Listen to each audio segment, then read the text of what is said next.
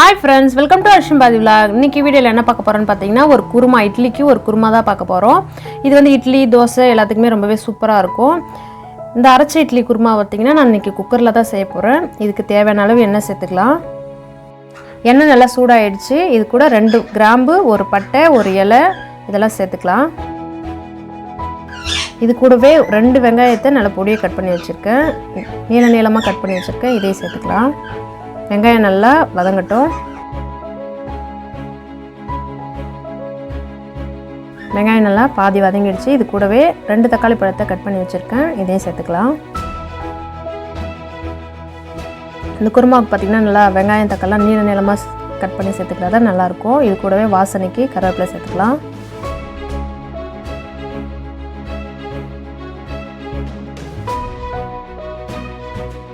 இப்போ வெங்காயம் தக்காளிலாம் வதங்கிடுச்சு. உருளைக்கிழங்கு பார்த்திங்கன்னா நான் இந்த சைஸுக்கு கட் பண்ணி வச்சுருக்கேன். ஒரு 2 பெரிய சைஸ் உருளைக்கிழங்கு இதெல்லாம் சேர்த்து ஒரு 2 நிமிஷம் போல் வதங்கட்டும். அதுக்குள்ளே நம்ம ஒரு மசாலா ரெடி பண்ணிக்கலாம். ஒரு மிக்ஸி ஜாரில் ஒரு கைப்பிடி அளவு தேங்காய், ஒரு 2-3 துண்டு இஞ்சி, ஒரு 6 பல்லு பூண்டு, கொஞ்சமாக ஒரு 1/4 டீஸ்பூன் ஜீரகம், இது கூடவே ஒரு 10 முந்திரி பருப்பை சேர்த்துக்கலாம். காரத்துக்கு ஒரு 5 பச்சை மிளகாய் சேர்த்துக்கலாம். நீங்கள் எக்ஸ்ட்ராவாக காரம் வேணும்னா எக்ஸ்ட்ராவாக பச்சை மிளகாய் சேர்த்துக்கலாம்.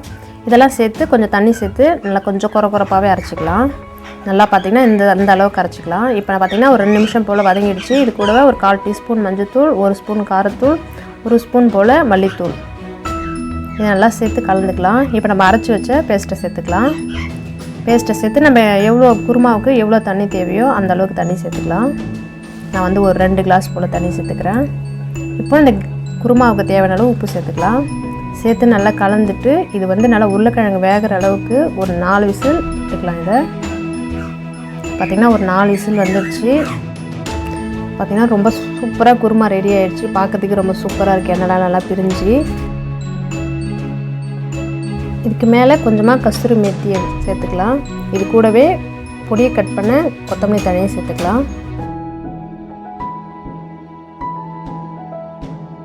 அவ்வளோதான், சூப்பரான அரைச்ச குருமா ரெடி ஆகிடுச்சு. இது நான் இன்றைக்கி பார்த்திங்கன்னா சூடான இட்லியோட தொட்டு சாப்பிட போகிறேன். இது இட்லிக்கு தான் சூப்பராக இருக்கும்னா அப்படிலாம் இல்லை. இட்லி, தோசை, சாதத்துக்குமே ரொம்பவே சூப்பராக இருக்கும். எப்போவும் நம்ம இட்லிக்கு சட்னி, சாம்பார் இது மாதிரி தான் வைப்போம். கொஞ்சம் டிஃப்ரெண்ட்டாக குருமா வச்சு சாப்பிட்டு போகிறோங்க. ரொம்பவே சூப்பராக இருக்கும். நம்ம இதில் முந்திரி பருப்புலாம் சேர்த்துருக்கலாம். டேஸ்ட்டே வேறு லெவலில் இருக்கும். இந்த அரைச்ச இட்லி குருமாவை ஒரு தடவை நீங்களும் ட்ரை பண்ணி பாருங்கள். அப்படி ட்ரை பண்ணிங்கன்னா எப்படி இருந்துன்னு கமெண்ட் பாக்ஸில் கமெண்ட் பண்ணுங்கள். இந்த வீடியோ பிடிச்சிருக்குன்னு நினைக்கிறேன். இந்த வீடியோ பிடிச்சிருந்தா ஒரு லைக் பண்ணுங்கள். புதுசாக பார்க்குறவங்க அப்படி சப்ஸ்கிரைப் பண்ணிக்கோங்க.